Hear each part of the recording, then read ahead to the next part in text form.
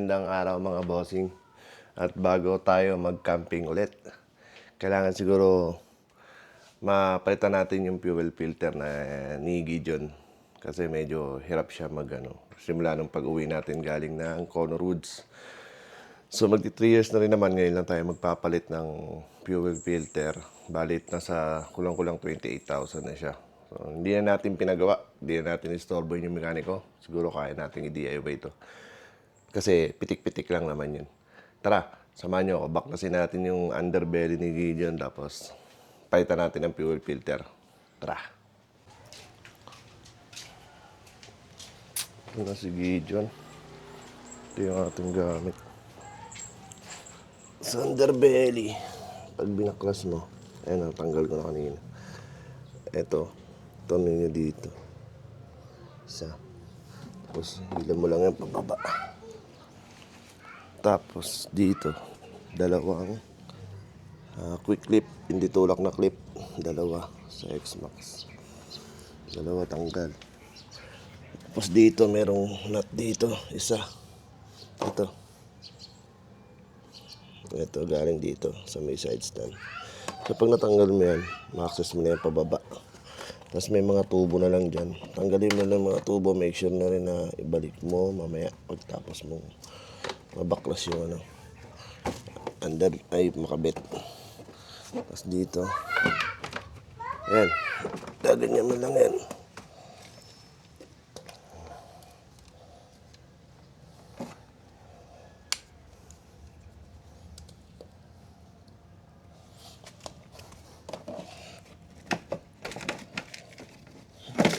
Push mo lang pa ganun. Tapos, ayan na. Baklas na si underbelly. So tara, silipin natin yung ilalim. Lagay nga pala tayo ng ganito sa center stand para mas mataas. Tapos dito, ayun sa ilalim, access na natin si fuel filter. So ito, magti 3 years talaga, itim na sigurado to. Magbabara na to. Kuha tayo ng ilaw para makita nyo, tapos baklasin na natin. Tara, silipin natin ulit ng may ilaw para mas makita. Ito yung tapos babaklasin mo rito to. May clip lang to. May clip siya. Ayun. Tapos dito, tutulak. Tulak mo lang. Doon tayo sa yun, pababa. Pero bago kung tanggalin niya, siyempre may hose ka na. Para doon sa pagtutuluan ng gasolina. Tara, lagay natin. Ito yung clip, no, para mas makita. At meron naman tayong salak ng fuel pump. Meron tayong Allen wrench. 1, 2, 3, 4, 5, 6, 6. So ang sukat, check natin. Malaki. May maliit to. Malaki itong dala natin. Try tayo ng iba. Ito nga pa yung bote. Tapos, meron tayo dapat itong hose para dito sa reserve ng fuel. Kuha muna tayo ng Allen wrench. Mga paps, ang sukat ng Allen natin, ang magiging sukat 4. So, magiging sukat niya ang Allen ay 4 mm na Allen wrench. So, tara, baklasin na natin to.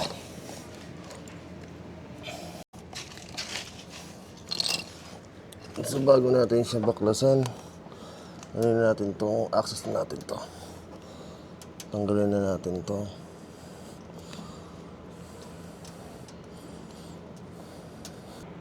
Ay, ayaw pa tumayo.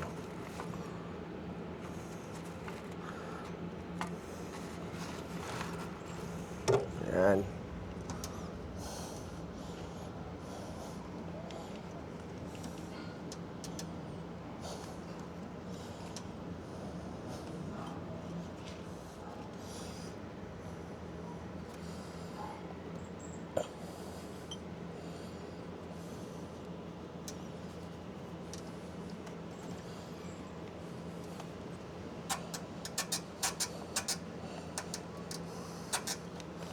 Handa natin to.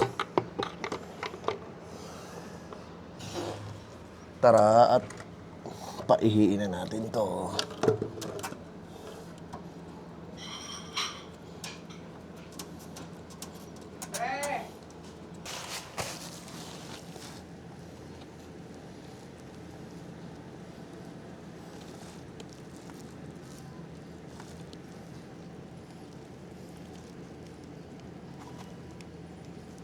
Tingin ko ito yung safety rito. Babaklas. Dapat magaling kayo dito magsungkit. Ito na yung pwesto ko.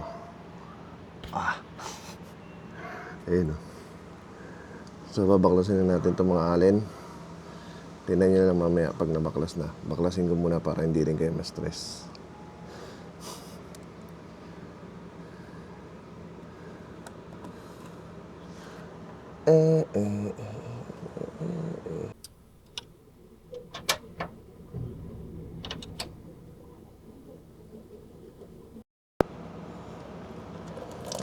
Dahan lang natin paihiin. At baka bumurusok. Hirap na.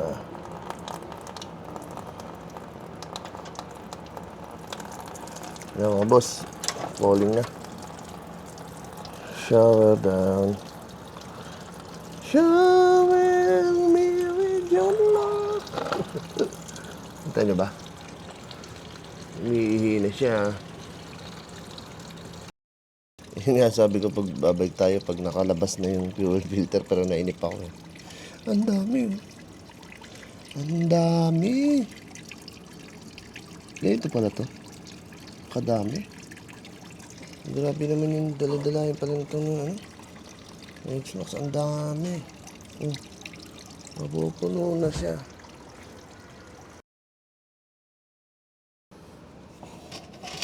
Okay, baklas tayo. Ubus na siya. So napuno yung planggana, tapos ito may laman pa. Dami rin palang laman talaga ng X-Max. Bigat na no? Isang planggana. Maliit.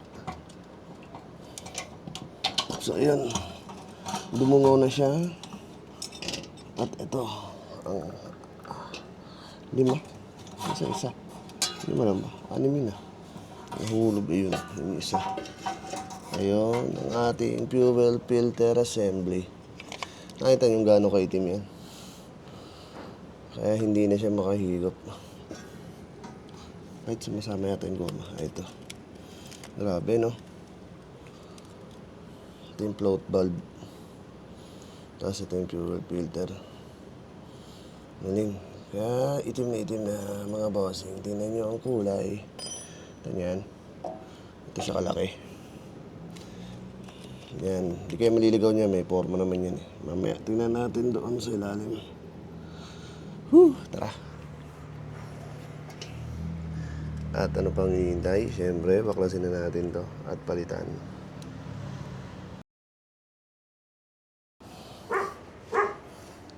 At ngayon naman, dito, may siyang lock oh. Nakikita niyo ba yung lock na dilaw? Hilahin mo lang to. Ayun, hilahin mo lang. Pagka nahila mo yan, pusa na yan babaklas. Ayan. Ayun siya. Mga bossing, ang ating fuel filter. Tandaan nyo lang kung paano nyo tinanggal to. Para hindi sumakit yung ulo nyo. At ito na, yung ating fuel filter. Ayan o. Dumi, no? Ang grabe. At siyempre, unbox natin ang ating bagong fuel filter. Grabe to. Hindi na ubra. Kaya, hirap na siya eh. Kumbaga sa baga, pagka-crowded na ng dumi, hindi ka na makakahinga ng maayos. Kaya ramdam ko na sa throttle pa lang eh. Kada ganun mo, hindi na binibigay yung gusto mo. Yan o. Ano daw? Ngayon. So, ito na yung bago natin. Sobrang puti. Puti na yan. Sobrang puti na yan. Oh, linis na yan. Kabit natin dito.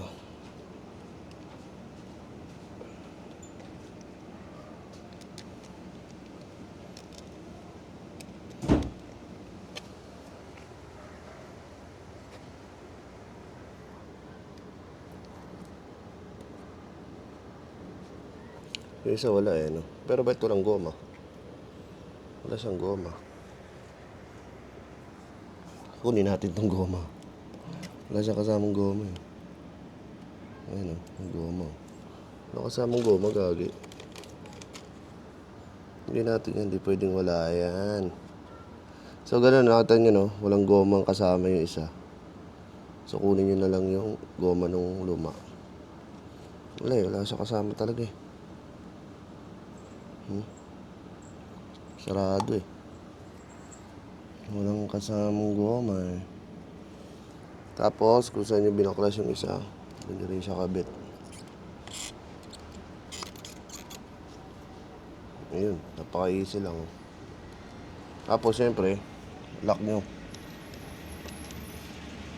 Balik nyo yung lock.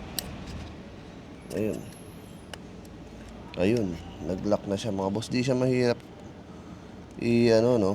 Kasi makikita mo yung mga susundin mo lang talaga. Yung tamang proseso ng pagkabit niya. So, ayan, hindi mo na mababaklas. So, ayun. Buo na. Nakabit na natin siya. Yung lock dito pumapasok sa dalawa na yan. Ayan, ngayon, pag nakita nyo yung lock na napasok nyo dyan na maayos. Goods na yun mga boss. At ibalik na natin tong float valve sa kanyang lagayan. Let's bolt in. Kapay nga natin kung may kalawang dito. Wala naman. Doon sa ilalim kasi talaga eh. Tara. At sa pagbabalik, yung panibagong pagsubok.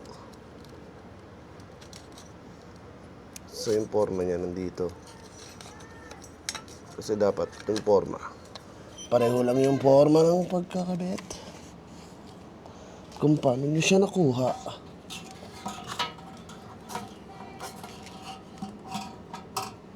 Yan, walang kaligaw-ligaw eh. Wala na tayo dito. Maligo na lang tayo mamaya. Hindi kayo maliligaw mga boss kasi may mga pattern siya. Kaya hindi maliligaw basta i-pitch nyo lang ng maayos yung pagbabalik. Medyo mahirap nga lang kasi dukwang ka dito ng dukwang.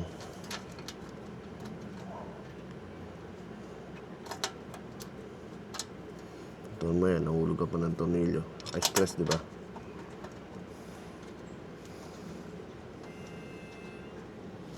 So, balik na tayo mamaya para hindi kayo may stress.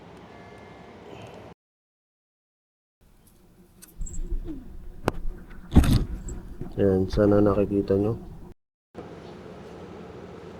Try ko. Ayan, sana nakikita nyo ng maayos.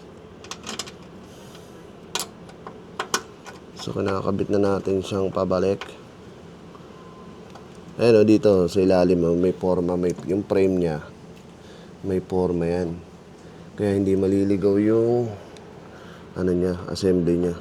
Kasi may forma. Pag nga mali ka, hindi siya papasok, hindi siya magpipits. Kaya hindi ka maliligaw dito sa pagkababalik. So sana may natutunan kayo rito sa natin, DIY. Kapag lalo nagtitipid kayo, tinatamad din kayo pumunta ng shop. Ito yung goma, huwag yung babaklas. Tatanggalin doon sa kinalalagyan niya yung goma. Kasi pag yun ang nawala, baka mag-leak. Mag-leak yung fuel niyo. Tapos sasalain natin yung gasolinang nakuha natin. Kasi mahirap itulak to. At malayo ang gasolinahan dito. Kumuha lang tayo siguro mga 1 litro. Tapos karga tayo ng mga kalahating tangke. Yun o. So ganun lang kadali mag-DIY nito mga bossing. Up, yeah. Up, yeah. Sa paghigpit, huwag masyado mahigpit. Pag nahihirapan pala kayo dito sa pagtatanggal nito, dapat pala dito pinipindot mo siya, pinipress mo to kasi meron dyan sa loob. May lock pa, ayun. Ito, sa ilalim. Pag press mo to, bababa yung lock. Ayan o, may lock yan o. Kung nakikita nyo yun, may lock dun o. Pag pinipress nyo to, yun, mababa siya. Yung pinaka-lock dito sa hose. So yun, ito yung sa electrical niya na ano, sensor o ano. Hindi ka rin maliligaw. Ayun, nanig yun. Nag-click. Tapos ito ganun din. Pasok mo dyan. Tapos, pag pumasok, angat nyo yan. Kiklip nyo yun. Clip nyo ito pataas. So, ayaw pa. Kailangan dumulo. Yun, pag narinig nyo yun, tangas nyo na yan. Okay na yun. Basta huwag nyo kalimutan to kung saan nakalagay ito. Mga nakasabit lang to dito. Tapos, syempre, linisin nyo na rin yan. Oh, di ba? Oh. Sana may natukuha kayong diskarte. Ito ngayon yung ilalim ng ating X-Max. So, yung pan. Madali lang, no? Dalawang quick release na lang dito yung plastic na bolt. Tapos dito, bali apat lang na babaklasin mo. Ma-access mo na, matatanggal mo na yung underbelly natin na yun. So, ayun, tapusin pa man natin to. Wala na tayong makukuha dito, kundi pagbabalik na lang ng underbelly. Kuha lang tayo ng 1 litro dito para pan-testing. Bago natin ibalik yung underbelly, kailangan na-testing kung may leak. Para kung may leak, kung may papalitan rubber gasket, alam nyo saan ba yung embudo. Ito, embudo. Salain ulit natin para sigurado. Ayan. Tapos silipin natin yung ilalim. Pagkasalin, silipin natin yung ilalim kung may leak. Hindi ko na gagamitin yung gas na yun kasi may carbon cleaner yan, kaya ganyan ang kulay. Sa pagkasalin nito, silip tayo sa baba kung may leak. 1 litro to. 1 litro yata may gito.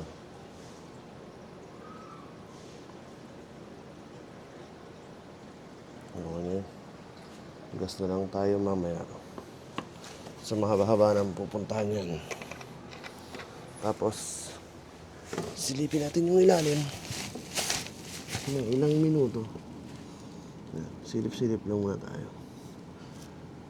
Ngayon kung may leak, malalaman natin. Hindi agad tayo magbabalik ng gamit para hindi pa ulit-ulit ng trabaho. Ayan. So, okay naman siya, no? Okay naman siya. Mababa yung gasolina dyan sa dami. Tsaka ito paangat eh. Kaya nandyan siya. Wala. Walang leak. Okay. Good job. Tara, balik na natin.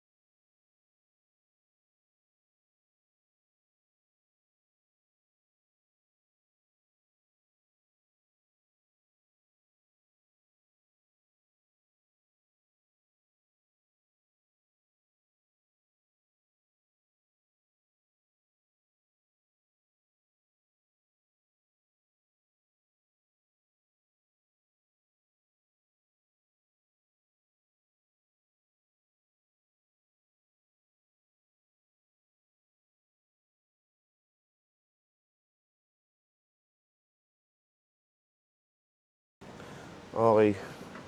Moment of truth. Tingnan natin kung mag-i-start siya. Boom. Walang engine ah. Okay. Tingnan natin.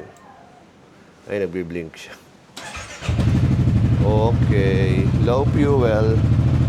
Malagay. Low fuel. Low fuel. Kuha pa tayong gasolina.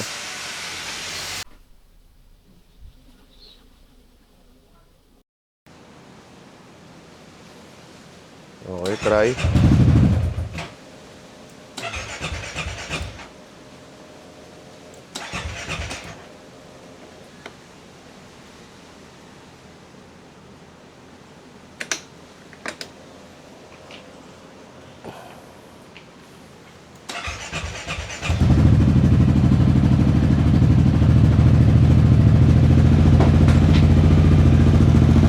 Nahulog ang cellphone.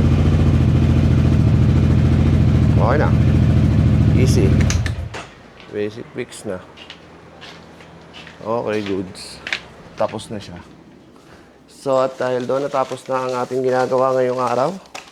Mamaya magsusundo naman tayo. Pero bago yon, kagat muna tayo ng pandesal.